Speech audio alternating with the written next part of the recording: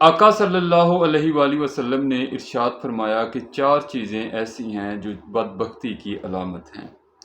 ان میں کون کون سی چیزیں ہیں، وہ کون سے اعمال ہیں، وہ انسان کے کون سے ایسے افعال ہیں جو بدبختی کی علامت بن جاتے ہیں۔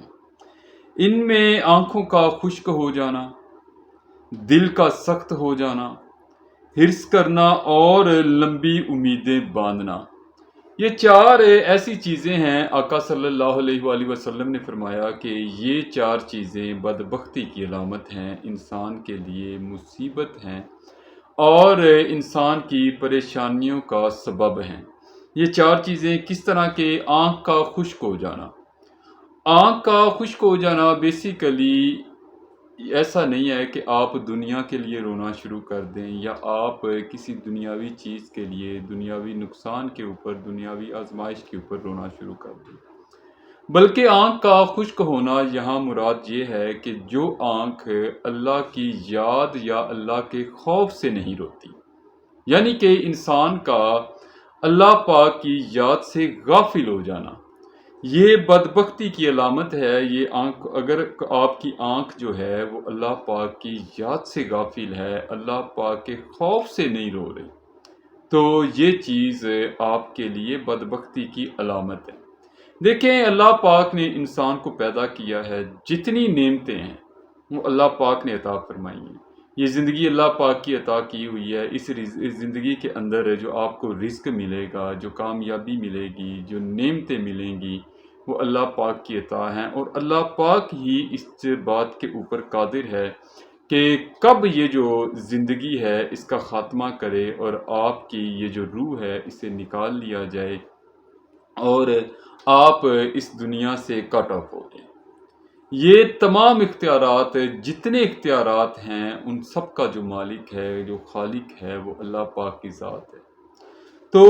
یہ ایک انسان کے لیے، اب آپ امیجن کریں کہ کتنی بدبختی کی علامت ہے کہ جو انسان ہے اپنے رازق کو بھول جائے، اپنے مالک کو بھول جائے، اپنے خالق کو بھول جائے، اور انسان کی جو آنکھ ہے وہ اللہ پاک کی یاد سے، اللہ پاک کے خوف سے رو نہ سکے۔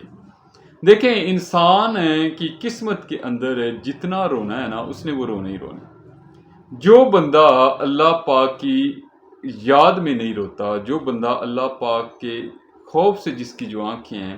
وہ نہیں روتی، وہ خشک ہو جاتی ہیں، اسے دنیا کے معاملات میں رونا پڑتا ہے، دنیا کے معاملات میں ذلیل ہونا پڑتا ہے، دنیا کے پیچھے بھاگنا پڑتا ہے،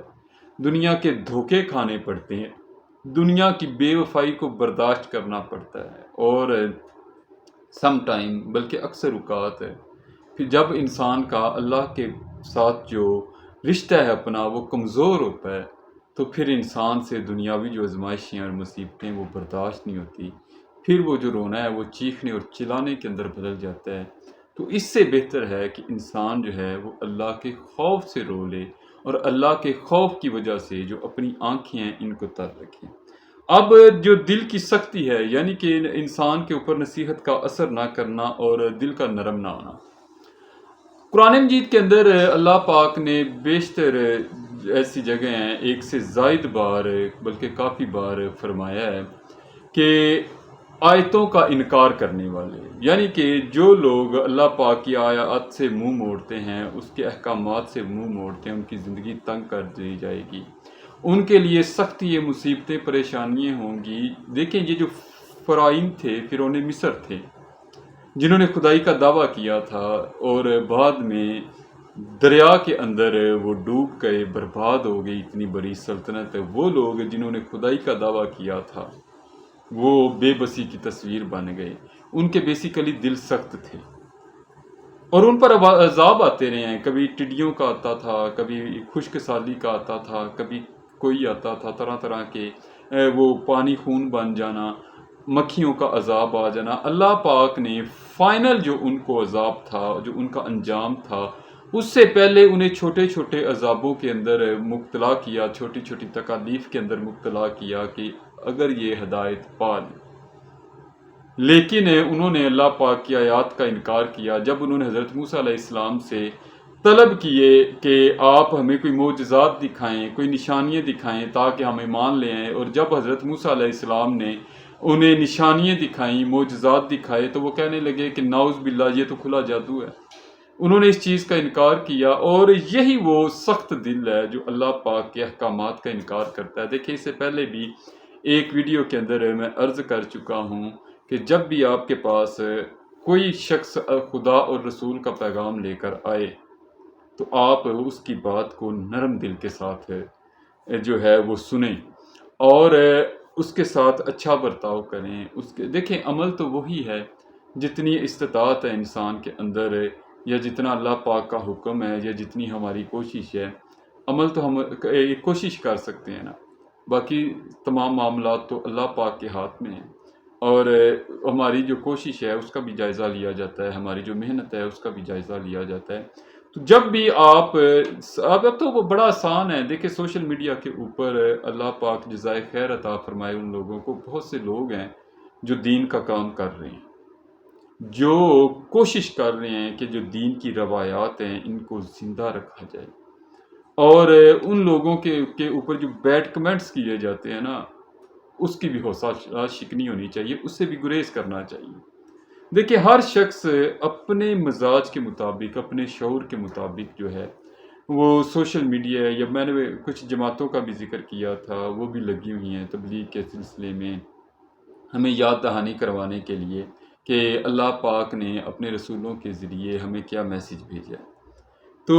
ان لوگوں کو جو دین کے کام میں لگے ہوئے ہیں، ان کی بات بڑے احتیاط کے ساتھ، بڑے احترام کے ساتھ، بڑے نرم رویے سے سنیں، تاکہ اللہ پاک جو ہے وہ ہمارے اوپر رحم اور کرم فرمائے۔ اب اس سے آگے ہے کہ طول عمل، یعنی کہ انسان موت کو بھول جائے، وہ اس چیز کو بھول جائے کہ وہ دنیا کے اندر جو ہے وہ ایک شارٹ ٹائم کے لیے، مختصر وقت کے لیے دنیا کے اندر آیا ہوا ہے، اور ایک بڑے مقصد کے لیے آیا ہے، یعنی کہ اللہ پاک کے ساتھ جو اس نے وعدہ کیا تھا، جو اقرار کیا تھا، اسے نبھانے کے لیے دنیا میں آیا ہے، ایک امتحان کے لیے دنیا میں آیا ہوا ہے، یہاں مستقل نہیں ہے۔ وہ بہلول دنا تھے، تو ان کو ایک دفعہ خلیفہ ہارون رشید نے کہا کہ مجھے کوئی نصیحت کریے، تو ان جو بہلول دنا تھے انہوں نے خلیفہ ہارون رشید سے پوچھا کہ آپ کے دادا حضور کہاں ہیں، آپ کے بڑے بھائی کہاں ہیں، آپ کا ایک جوان بیٹا تھا وہ کہاں ہے، آپ کے والد کہاں ہیں؟ تو خلیفہ ہارون رشید نے کہا کہ ان کی ڈیتھ ہو گئی ہے، وہ تو سارے فوت ہو چکے ہیں۔ تو خلیفہ ہارون رشید نے کہا کہ اتنے جنازے، اتنے عزیزوں کو رخصت کیا ہے، تو تمہیں میں وصیت کروں گا، تمہیں میں کوئی نصیحت کروں گا؟ موت جو ہے وہ بذات خود ایک بہت بڑی وصیت اور نصیحت ہے۔ جو آیا ہے اس نے جانا ہے۔ انسان جو بزدلی ہے نا، انسان کی جو پریشانیاں ہیں، ان کے اندر میکسیمم جو ہے، سمجھ لیں کہ 99% جو، یا 100% ہی کہہ لیں، جو کردار ہے نا، وہ اس دنیا کے ساتھ محبت کا ہے، جس کے اندر ہم عارضی طور پر آئے ہیں۔ ہماری جو محبت ہے، ہمارے جو جتنے بھی احساسات ہیں، جذبات ہیں، وہ ہمارے اللہ پاک کے ساتھ منسلک ہونے چاہیے، اللہ پاک کی رضا کے ساتھ ہونے چاہیے، اللہ پاک کی خوشنودی کے ساتھ ہونے چاہیے۔ لیکن ہم نے دنیا اور دنیا داروں کے ساتھ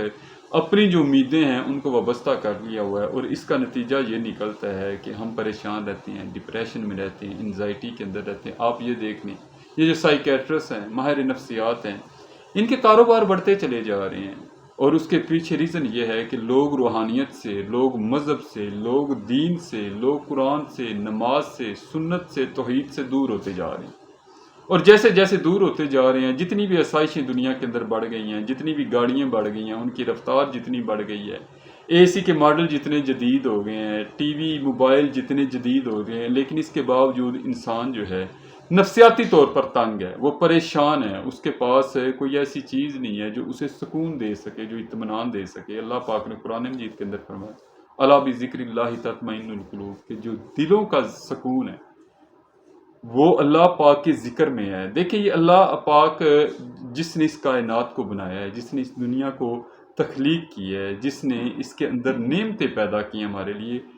جو اس کو بنانے والا کہہ رہا ہے کہ جو دلوں کا سکون ہے وہ اس دنیا کی محبت میں نہیں ہے، وہ اللہ پاک کی یاد میں ہے۔ اللہ پاک کو زیادہ سے زیادہ یاد رکھیں، اور ہماری محبتوں کا جو حقدار ہے وہ اللہ پاک کی ذات ہے صرف۔ اب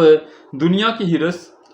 ہَوس جو ہے دنیا مال زیادہ سے زیادہ اکٹھا کرنے کے جو معاملات ہیں، قرآن مجید کے اندر اللہ پاک نے فرمایا الہاکم التکاثر حتی زرتم المقابر، تمہیں غافل رکھا زیادہ سے زیادہ مال سمیٹنے کی ہَوس نے، ہرس نے، خواہش نے، یہاں تک کہ تم نے قبروں کا منہ دیکھ لیا۔ دیکھیں آج اگر دنیا کے اندر آپ تھوڑا سا انالیسس کریں نا، تجزیہ کریں دنیا کا، تو دنیا کا ایک مزاج ہے، دنیا بادشاہوں کو یاد نہیں رکھتی، دنیا بڑے مال و دولت والوں کو یاد نہیں رکھتی۔ اگر آپ لاہور سے تعلق رکھتے ہیں تو آپ امیجن کریں کہ آج سے 200-300 سال پہلے کیا لاہور کے اندر کوئی سب سے امیر آدمی نہیں تھا؟ آپ اس کا نام جانتے ہیں؟ نہیں۔ آپ کس کا نام جانتے ہیں لاہور کے اندر؟ سید علی حجویری رحمۃ اللہ علیہ کا، جنہوں نے دین کا کام کیا، اللہ پاک کا کام کیا۔ دیکھیں ان کے ساتھ کسی بھی طرح کا جو ان کے بارے میں سوچ ہے وہ ہر انسان کی، ہر فرقے کی اپنی ہے۔ میں بات کر رہا ہوں ان لوگوں کی جنہوں نے اللہ پاک کے رستے میں اپنی لائف سپینڈ کی اور آج ان کے نام زندہ ہیں، جنہوں نے دنیا کے لیے اپنا وقت گزارا ہے، ان کا کوئی نام بھی نہیں۔ جو انسان ہے وہ اولاد کے لیے پریشان ہوتا ہے، یہ دادے پردادے سے پہلے کے نام کا کسی کو نہیں پتا ہوتا، تو وہ جو پریشانی ہے وہ کدھر گئی؟ یہ فیضان نظر تھا یا کہ مکتب کی کرامت سکھائی کس نے اسماعیل کو آداب فرزندی؟ حضرت ابراہیم علیہ السلام کو خواب آیا تو انہوں نے اپنے بیٹے کو اللہ کی رضا کے لیے قربان کرنے کے لیے وہ تیار ہو گیا، اور بیٹا بھی قربان ہو گیا۔ تو علامہ اقبال نے فرمایا کہ یہ فیضان نظر تھا یا کہ مکتب کی کرامت تھی، سکھائے کس نے اسماعیل کو آداب فرزندی؟ آپ اپنی اولاد کی تربیت بھی اس طرح کریں کہ وہ اللہ پاک کی رضا کے لیے اپنا تن من دھن جو ہے وہ سب کچھ لگانے کے لیے، اس دین کے لیے، اس دین کی سربلندی کے لیے ایک فعال کردار ادا کریں۔ جس طرح حضرت لقمان جو تھے، انہوں نے جاتے ہوئے اپنے بیٹے کو جو نصیحت کی، بیٹا نماز کی پابندی رکھنا اور جو مصیبت تم پر آئے اس پر صبر کرنا، یقیناً یہ بڑی ہمت کے کام ہے۔ لوگوں کو نیکی کا حکم دیتے رہنا، نیکی کی تاکید کرتے رہنا، نیکی کی تلقین کرتے رہنا اور برے کاموں سے منع کرتے رہنا، تو آپ کے لیے سب سے جو بہترین ہے نا دنیا کے اندر معاملہ۔ دیکھیں اس وقت معاملات کچھ اس طرح کے ہیں کہ ہمیں دین کی بہت زیادہ ضرورت ہے۔ لوگ کہتے ہیں کہ دین کو آپ کی ضرورت ہے۔ دیکھیں دین غالب رہے گا، اللہ کا نام ہمیشہ غالب رہے گا، اللہ کا دین ہمیشہ غالب رہے گا، اسلام ہمیشہ غالب رہے گا۔ مغلوب وہ لوگ ہوتے ہیں جو اس پر عمل نہیں کرتے، جو دوری اختیار کرتے ہیں۔ تو ہمیں قریب ہونا ہے، حلیے مت دیکھیں، آپ دیکھیں کہ کون اچھے عمل کر رہا ہے، کون اچھے اعمال کی طرف بلا رہا ہے، کون دین کی طرف بلا رہا ہے، کون دین اسلام کی طرف بلا رہا ہے، اور اس طرح آپ اس قافلے میں شامل ہو جائیں اور زیادہ سے زیادہ کوشش کریں کہ جتنا پاسبل ہو سکے دین کا کام کریں، تاکہ اس دنیا کے اندر بھی اور اگلی دنیا کے اندر بھی کامیابی حاصل کی جا سکے۔